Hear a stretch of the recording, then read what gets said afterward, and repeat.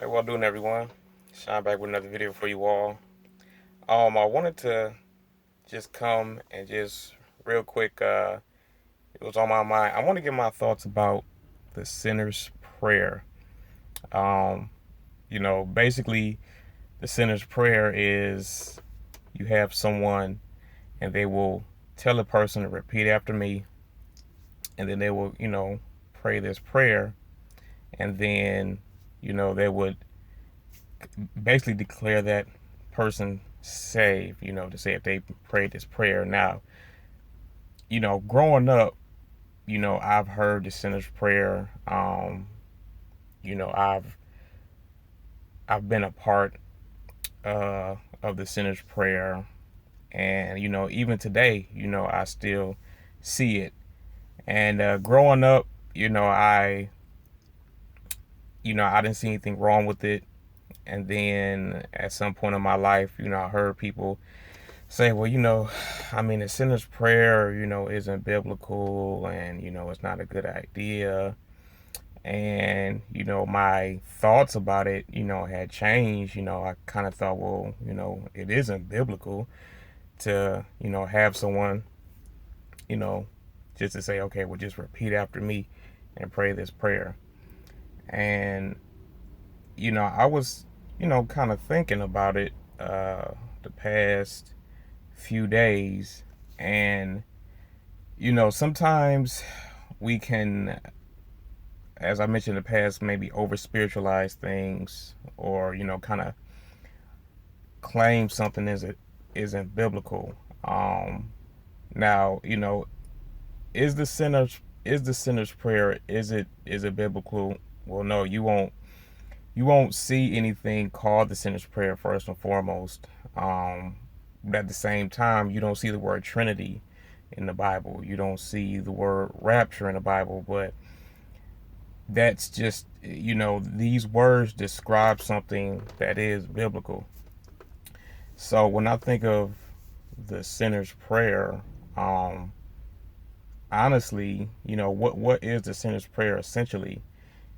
You have someone that's going over the reason why we're lost and the only means by which we are to be saved.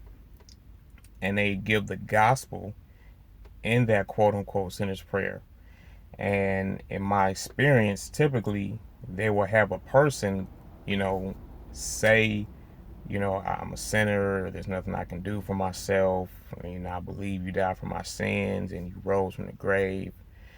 Essentially, there is no official sinner's prayer, but essentially that's kind of the gist of it. And at the end of it, they will say, if you prayed that prayer and if you believed, and that's the main thing that I want people to consider is, what is the sinner's prayer? Essentially, you're giving someone the gospel and you're telling the person, if you believe this message, you're saved. Now, is there anything unbiblical about that? No, it isn't. Now, if a person just kind of just says a prayer and they don't believe what they're saying or this message, then yeah, they're not saved. If someone were to say, okay, just pray this prayer and this prayer is the thing that's going to get you saved, then yes, I would say that's not biblical, just like anything else. But if a person says, repeat after me, and if you believe, that whole part about the believing, that's what makes it biblical. So, my stance currently is, I don't have a problem with the quote unquote sinner's prayer. So, if you've ever been a part of it, if you've done it with somebody, it's, to me, I don't see anything wrong with it. A person can be saved even before doing the sinner's prayer. You could hear someone preaching the gospel. They could have already believed the gospel, and then the person may say, come up, pray this prayer with me. And at that point, it's just a public confession for you.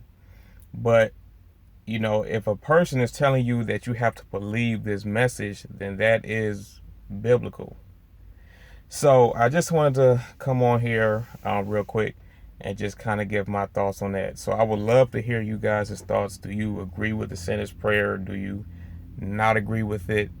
Whatever you do say, just tell me why, because I'm very interested to hear about it. So, till next time, I love you all, and God bless.